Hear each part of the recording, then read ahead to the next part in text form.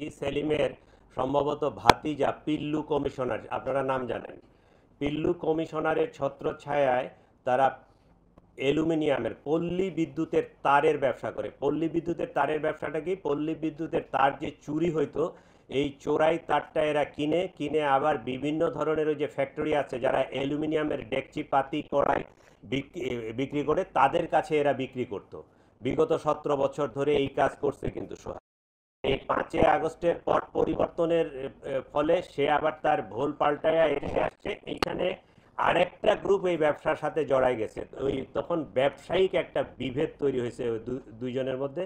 এবং এরা আগে থেকেই পূর্ব পরিচিত, উভয় পক্ষই কিন্তু একে অপরকে চিনে, একে অপরকে জানে, এবং এলাকারই তারা ওই ব্যবসায়িক দ্বন্দ্ব এবং থেকেই হত্যাকাণ্ড সংঘটিত হয়েছে। এইটা তাদের ব্যক্তিগত ব্যবসায়িক দ্বন্দ্ব, এই দ্বন্দ্ব থেকে এই হত্যাকাণ্ডটা সংঘটিত হয়েছে। এটা নির্বাচনকে প্রভাবিত করা বা সরকারকে বেকায়দায় ফেলানো বা অন্য কোনো উদ্দেশ্য নিয়ে এই হত্যাকাণ্ডটা হয়নি, আমরা তদন্তে যেটুকু পেয়েছি। ঠিক এটুকুই শেষ। ঘটনার জন্য ধৃত আসামিদের রিমান্ডে এনে জিজ্ঞাসাবাদ চলছে। ইতিমধ্যে এই ঘটনার এজাহার নিয়ে বিভিন্ন সামাজিক যোগাযোগ মাধ্যম ও গণমাধ্যমে বিভ্রান্তিমূলক তথ্য ছড়ানো হয়েছে, কিন্তু প্রকৃত ঘটনা হলো মামলার এজাহার দায়েরের জন্য প্রথমে তার সাবেক স্ত্রী লাকি আক্তার থানায় আসে। কিছুক্ষণের মধ্যে ভিকটিমের সৎ ভাই রনিও থানায় আসে। তারা নিজেদের মধ্যে সলা পরামর্শ করে 23 জনকে আসামি করে একটি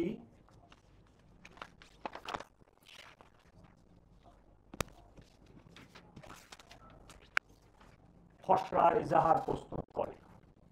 এর মধ্যে ভিকটিমের আপন বড় বোন মঞ্জু আরা বেগম বর্তমানে মামলার বাদীনি থানায় এসে এজাহার দাখিলের আগ্রহ প্রকাশ করে।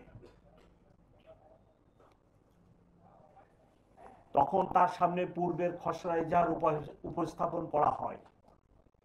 এ সময় বাদীনির মেয়ে উক্ত খসড়া এজাহারের ছবি তুলে রাখে, যা পরবর্তীতে সোশ্যাল মিডিয়ায় ছড়িয়ে পড়ে। ভিকটিমের বোন মঞ্জু আরা বেগম উক্ত খসড়া এজাহার থেকে 5 জনের নাম বাদ দিয়ে নতুন করে আরো একজনের নাম সংযোজন করত মোট 20 জনকে আসামি করে এজাহার দাখিল করে। তার লিখিত এজাহারের ভিত্তিতে কোতোয়ালি থানায় নিয়মিত মামলা নম্বর 7